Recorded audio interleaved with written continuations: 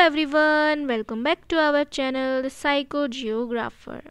आज हम करने वाले हैं टीचिंग एप्टीट्यूड का first topic, teaching and nature of teaching. सबसे पहले हम यही जान लेते हैं कि टीचिंग एप्टीट्यूड होता क्या है। Teaching aptitude is the ability to attain expertise in the teaching profession with training.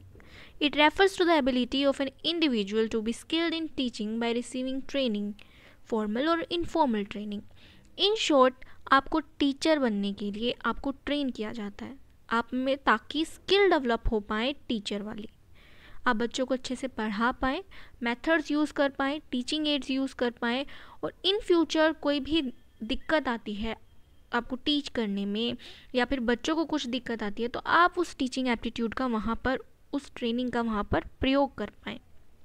In short, teaching aptitude is a measure to predict the future success of an individual in the teaching profession after providing appropriate opportunities in training.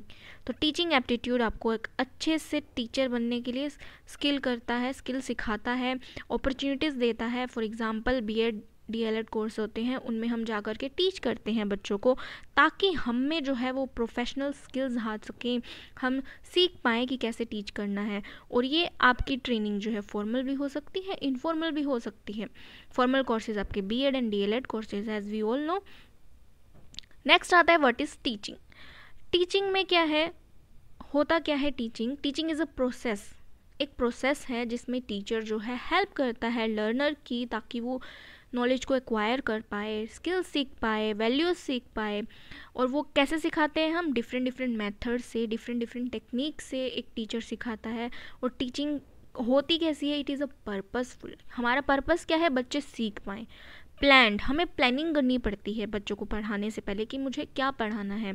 And it's a systematic activity, आप एक system में चलते हैं कि आप पहले preparation करेंगे, presentation करेंगे, टीचिंग एड्स का यूज़ करेंगे, है ना. तो एक सिस्टमेटिक वे में चलने वाली प्रोसेस है teaching. It is a both an art and a science.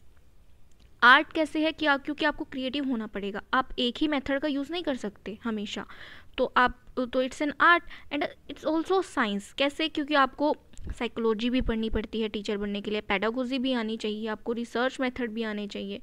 तो वो किस में चला जाएगा, साइंस के उसमें चला जाएगा. तो टीचिंग क्या है, बहुत आर्ट एंड साइंस दोनों है. Teaching is a professional practice. तो टीचिंग क्या है, एक प्रोफेशनल प्रैक्टिस है that requires content mastery and pedagogical skills.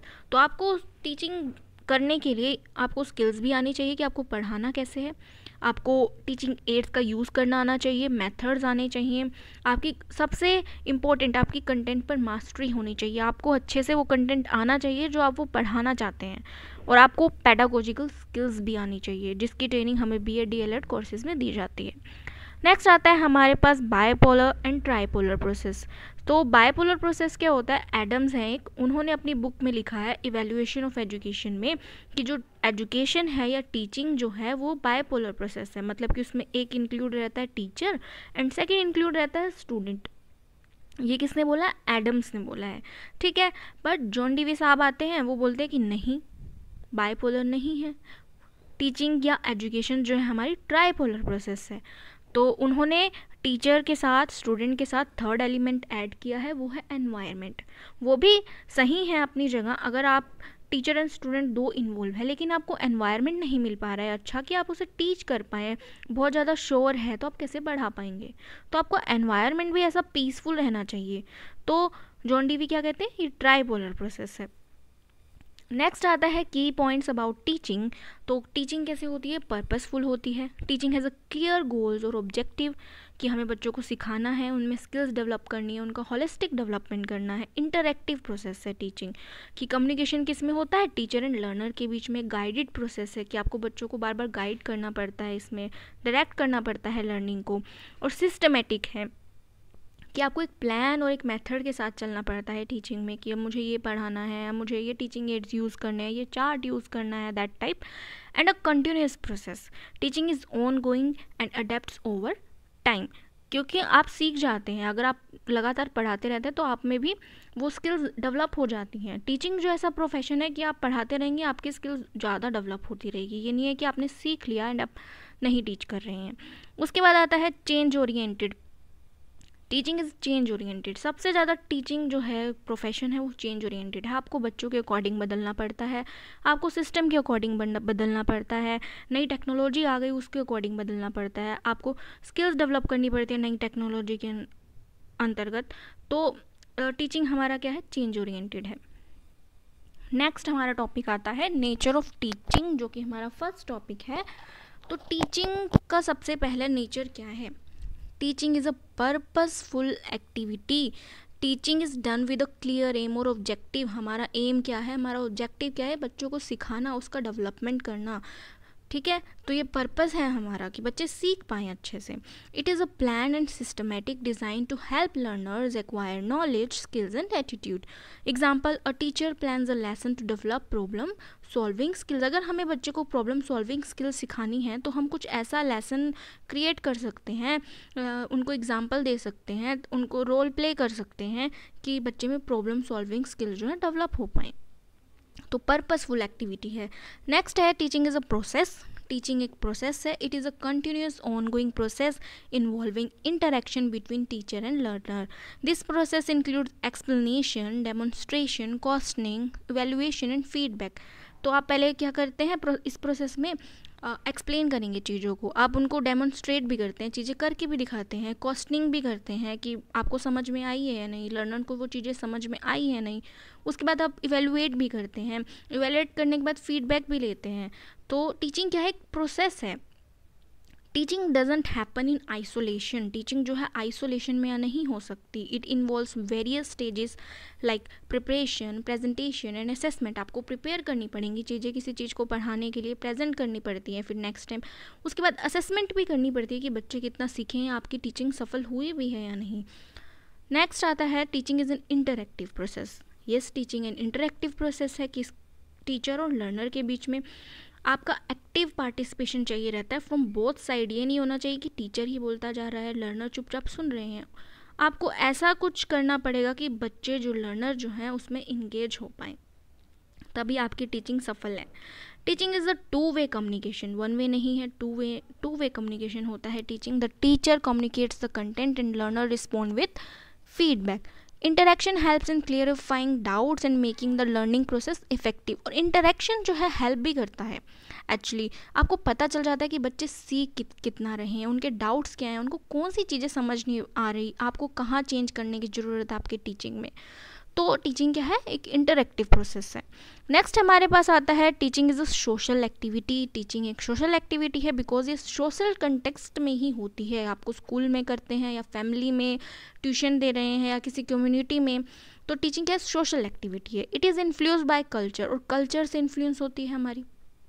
Social और इकोनॉमिक फैक्टर्स जो हैं इसको इन्फ्लुएंस करते हैं। Teachers help learners to socialize and develop values and attitude suitable for society. और टीचर क्या करता है, लर्नर को हेल्प करता है ताकि वो क्योंकि लर्नर हम क्या है, एक सोशल पर्सन है, तो सोशली जो हमको जो समाज में जो चीज़ें हो रही हैं वो सीखनी पड़ती है, और टीचर हेल्प करता है लर्नर की ये सब चीज़ डेवलप करने में। तो it's a social activity. Teaching is an art and science, ये हम पहले बात कर चुके हैं कि टीचिंग जो है आर्ट है और साइंस है, क्योंकि एज अ टीचर आपको क्रिएटिविटी भी दिखानी पड़ेगी और साइंस भी आपको आनी चाहिए। आपको पेडागोजिकल स्किल्स आनी चाहिए, आपको थ्योरीज पता होने चाहिए, मेथड्स पता होना चाहिए।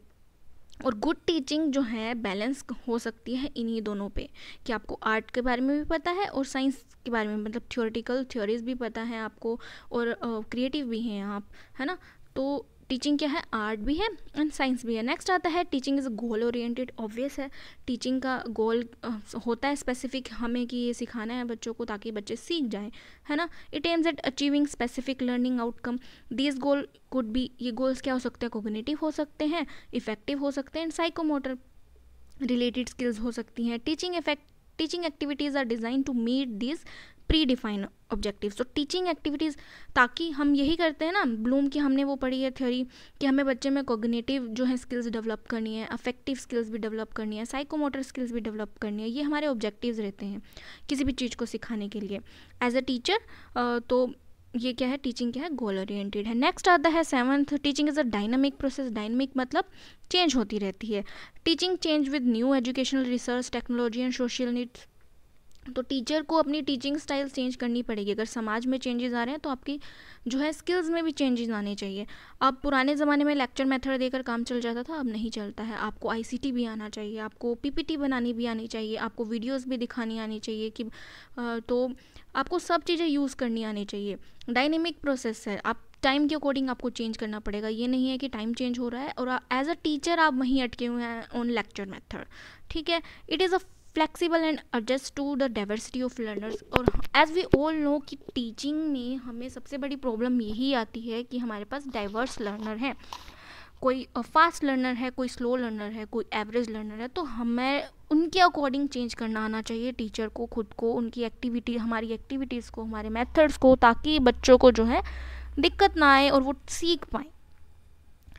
Teaching is a creative activity, ठीक है। टीचिंग क्या है? क्रिएटिव एक्टिविटी है। नेक्स्ट है, good teaching requires innovation to handle different learners and situation.